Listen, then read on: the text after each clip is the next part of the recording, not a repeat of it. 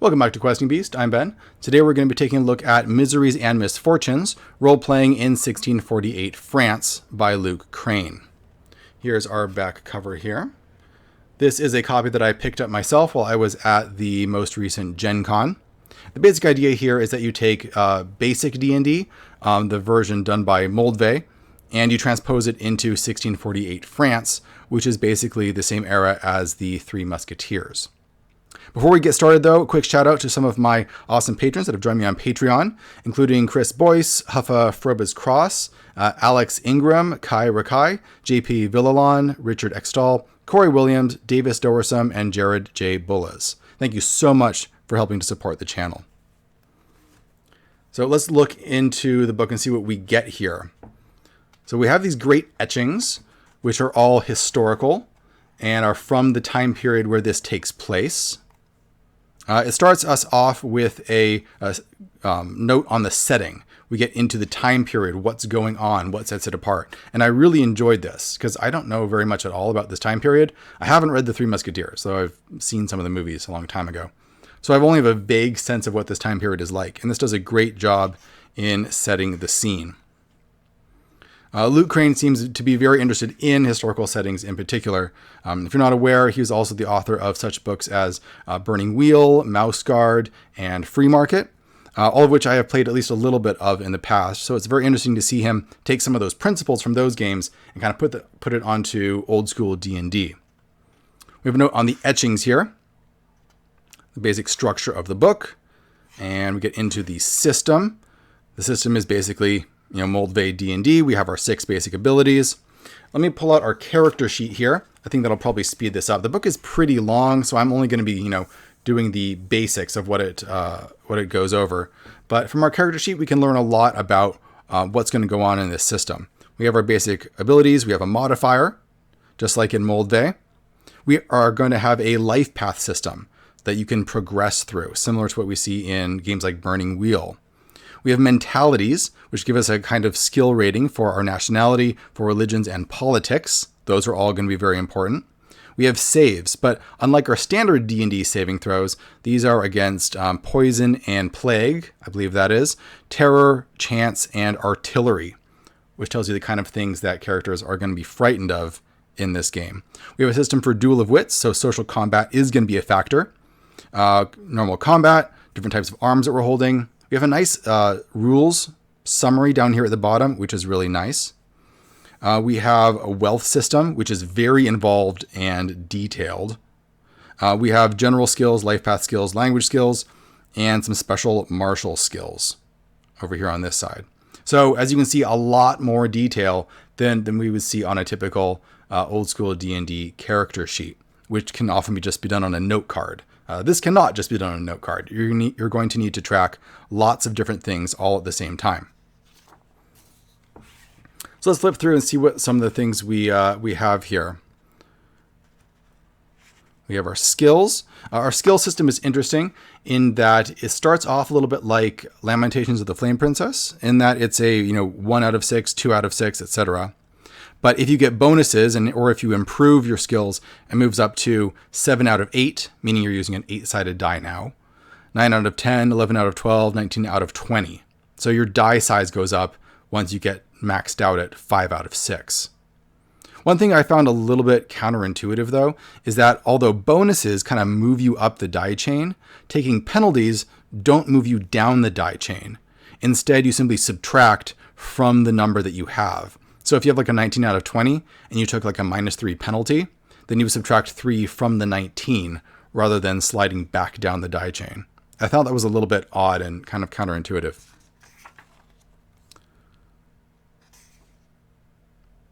We have some interesting general skills here, like improvise, listen, parley, sang-froid, or cold blood. We have a section on skill tests and how to do difficulty. Also opposed tests and saves. As I mentioned, we have these 4 new saves that are very flavorful. I really like that. We have your standard hit points. We have mental resilience measured in will. We have a die of fate that we can use to determine random aspects of the universe. And we have a section on time. So things like a turn is 10 minutes of in-game time. The use of a skill costs 1 turn. Combat or skirmish lasts 1 turn. So tracking time is an important element here, as it is in basic D&D. So we have our mentalities, which is how good we are at knowing about nationalities, politics, and these can be, we have different specific politics here, like nobles, Habsburgs, cardinalists. These are all real political factions from that time period that can come up in gameplay. And of course, religions, including primers on these religions, their theological differences and the kinds of conflicts that they had at the time, which is really great. You can be Catholic, Lutheran, you can be a Huguenot, Jewish, along with, again, actual principles delineating what these faiths believe. So that if you decide to be one of these religions, you at least have a general idea of how you would play it. Rules for changing religious affiliations. A system of precedence. You have precedence ratings depending on your station in life. And these can come into play in certain game situations, especially during things like social combat. We have fortune and wealth. So we have these very detailed interlocking systems, including things like how your wealth works, what your debts are, what property you own, the obligations you have, the income you have. All of these are mechanized. There are rules for all of these because being in crushing debt and trying to fight your way out of it, or trying to pretend that you're not as in debt as you actually are, is a core element of the setting. This is very complicated, though. I don't know if I would really be up for tracking things to this degree. Different amounts of property give you different obligation levels, which alters your wealth levels. Wealth ratings give you different kinds of income and puts you in different types of social strata. Your obligations can start to pile up. You can roll for who are your dependents, right? It could be younger brothers, elder sisters, a widowed infirm uncle. What is their relation to you? How much debt you are in? And all these systems are interconnected with each other. There are rules for passing wealth up and down the ladder when you're lending money to people or borrowing money from people. Boons and gifts, expenses that you might have, declining incomes. So this whole financial aspect of being a character in this setting is part of the gameplay. Your reputation is also enormously important in any period, but especially during medieval or early modern periods. Your reputation, what people think of you, is absolutely critical. It's going to factor into everything, especially since this takes place in Paris, for the most part, in a civilized part of the world. You're not necessarily off in the wilderness looting dungeons.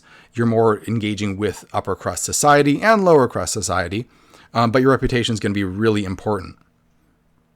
You have reputation ratings. You have ways that you can start with a certain reputation, but you can gain and lose it through different types of actions. So increasing reputations by all sorts of different things on this table. Seasonal reputation modifications. If you rise to different levels of wealth or lose levels of wealth, that affects your reputation. What happens when you're damaged? Your reputation is damaged.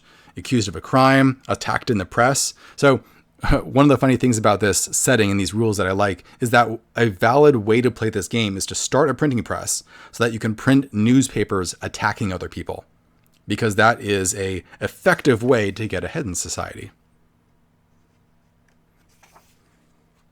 We have mortal coil, which is a really interesting concept. Basically, you have a built-in life expectancy right from the beginning of the game, and the game master knows it.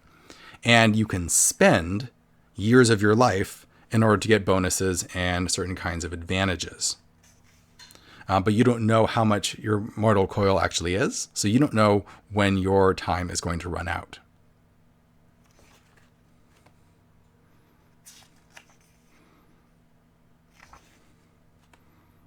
I love the titles of all these little chapters.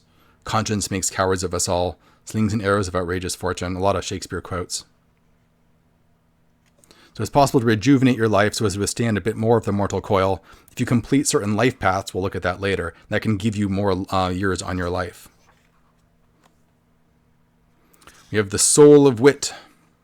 So how to deal with a duel of wits. So there is actual social combat where your will is a little bit like your hit points, and you're trying to damage your opponent's will and bring them down through witty repartee.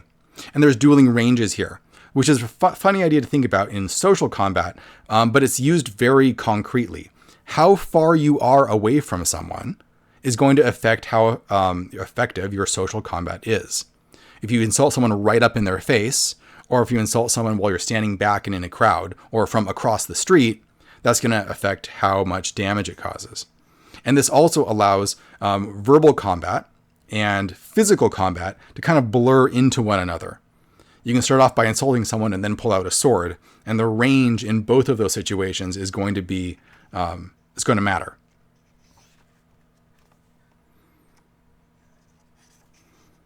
We have your basic turn structure, weapons of wit, so accuse, beg someone's pardon, bribe someone, confess, educate someone, flatter someone. They'll have different effects if they work. And so we have our different weapons here. We have how much damage they do to someone else's will. And we also have the ranges here, so that depending on the range, it can do more or less damage.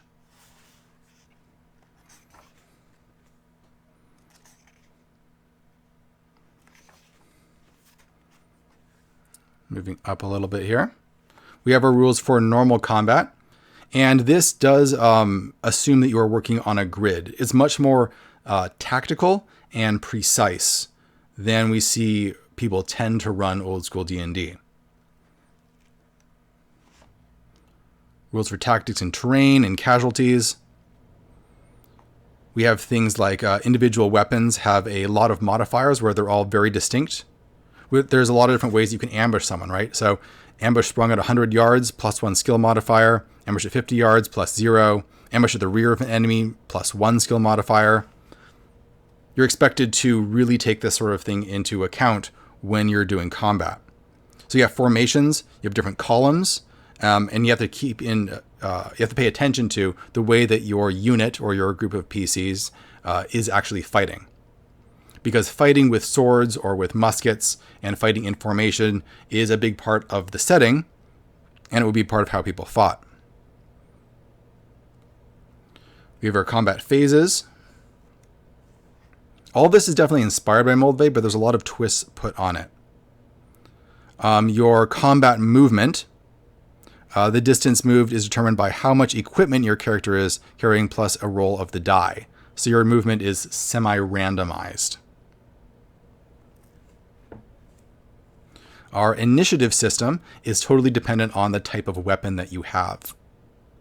So, for example, your initiative rank number 1 is for pistols, and the 20th initiative is for reloading, opening a door, issuing a command, and so on, or bare fists and kicks.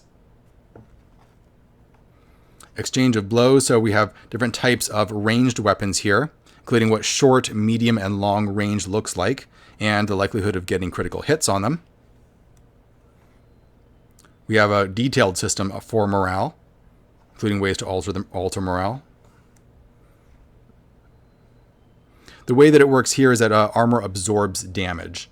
So you're not going to be rolling against an armor class in the same way that you would in normal D&D.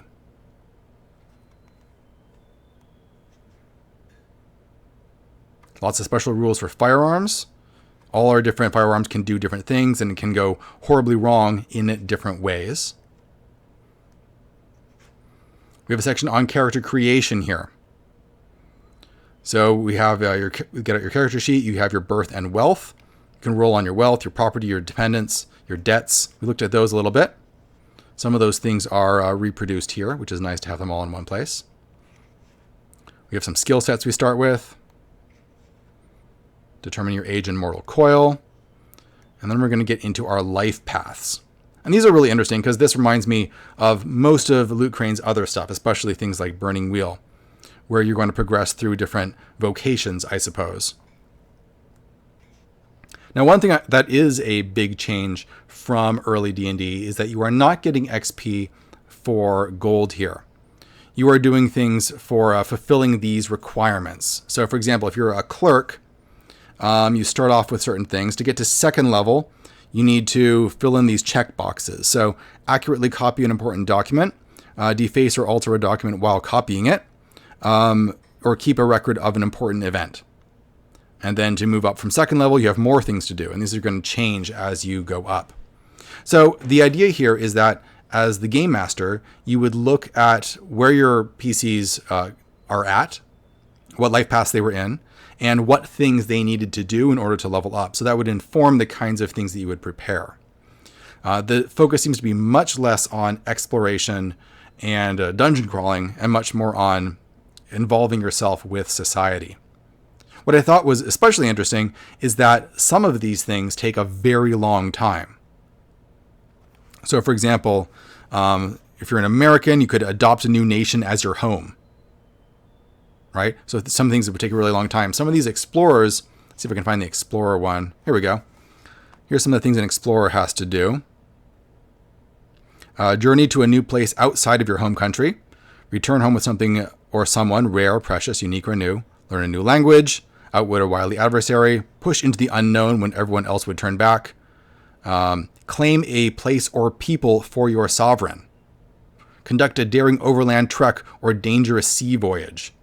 So some of these could take months or years. So my assumption here is that you would be running more than one character, where you could send a PC off to do something for long periods of time and then play someone else and then kind of come back to them. A little bit how in AD&D it talks about you have these vast spans of time and you're tracking it all on a calendar, so you know where your characters are and how much time they have left on different things.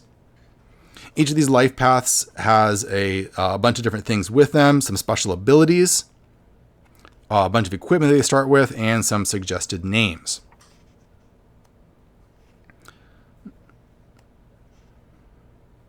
You can be a Jesuit priest, for example. You can be a merchant, a musketeer, of course, an occultist, an officer. Some of these have French names that I am not going to try and pronounce because that would just embarrass me. You could be a petty noble, a philosopher, a sailor. So lots of things to tie you into the setting. It talks about how the advancement system works. You have virtues and flaws. And playing your virtues and flaws can get you benefits. So for example, should both your virtue and flaw be invoked while attempting an endeavor or accomplishing a mission, you get +1 to your next roll on the Mortal Coil exertion table. So there are mechanical benefits for actually role-playing your character.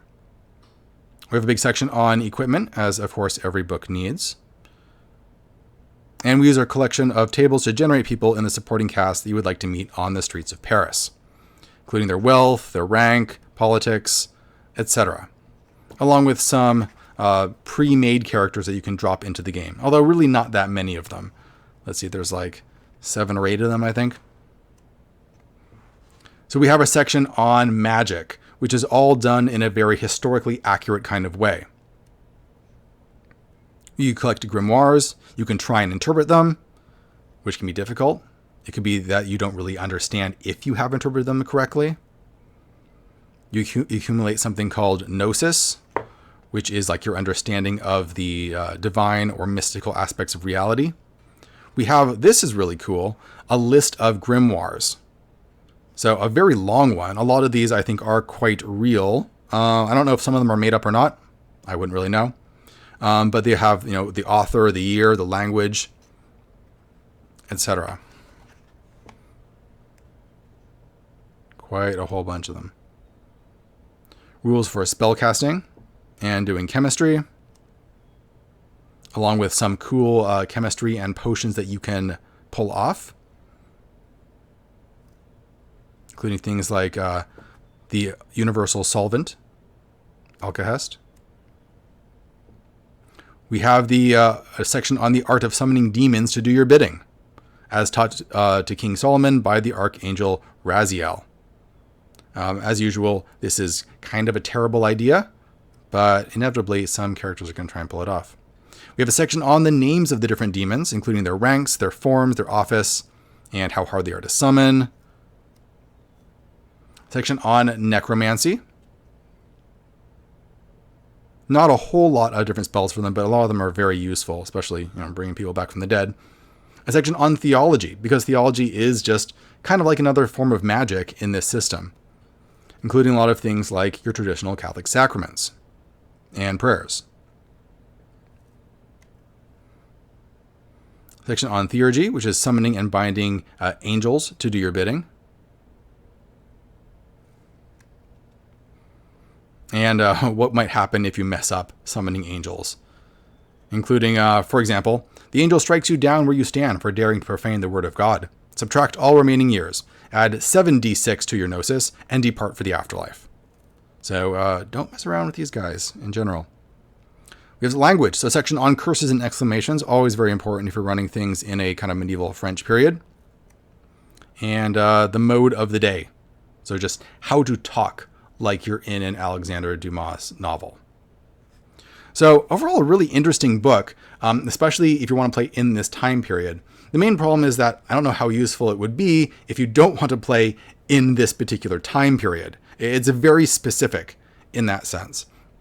I know that speaking for myself, I feel like I would have a very hard time running it without a lot more background information. Basically, I would have to read a lot of these source materials to get a sense of the setting. The book itself does not include a lot of gameable material. It doesn't include many or any, in some cases, things like NPCs, actual locations to explore, factions, and so on. There's a little bit of that, but not a lot of it is laid out in such a way that it's designed for the game master to use in a really practical and immediate sense. It's more just the rules. Building up an actual setting to play in is kind of your job as the game master, and could be really difficult for people not really familiar with the setting. One thing in particular I thought was a little strange is that it doesn't get into the famous catacombs of Paris, because that seems like a great place to run BXD&D, but it doesn't really get into that. In any case, that's Miseries and Misfortunes. Definitely an interesting departure for Luke Crane, who typically does not run D&D type stuff, although apparently he just got really into the simplicity and clarity of Moldvay, and also his love of these Dumas novels in this time period kind of pulled them together into this very unique and specialized version of the game. If you're interested in looking at this yourself, I will put links down in the description below for where you can pick up Miseries and Misfortunes from the Burning Wheel store online. And before we go, one last thing. I thought of an idea of doing something different for our comments. So in the comments below, if you'd like to, why don't you create a possible encounter that you might find in the Paris catacombs? Let's see how many of those that we can create. And then I'll go through and I'll heart the ones that I like in particular. Let's kind of turn our comment section into like a D100 table. I think that'd be a lot of fun. Anyway, that's it for today. Thanks for watching, everybody. See you guys next time.